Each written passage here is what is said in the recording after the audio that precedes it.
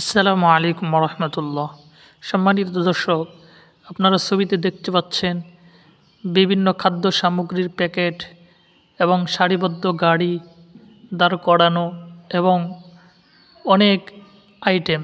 এই সবগুলি হলো আস-সুন্নাহ ফাউন্ডেশন কর্তৃক 2025 সালের মাহে রমাদানের 30,000 পরিবারের ইফতার সামগ্রী।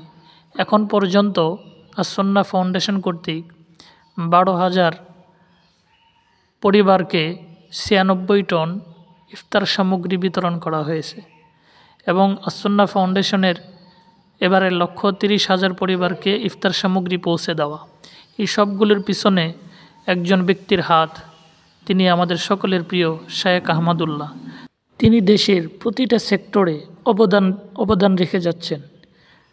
এই বিষয়গুলো আমাদের সাধারণ মানুষের জানা দরকার, তাই ভিডিওটি শেয়ার করে দিব এবং আস-সুন্নাহ ফাউন্ডেশনের যেই কার্যক্রমগুলো পরিচালনা করা হয় এগুলো বেশি বেশি শেয়ার করব।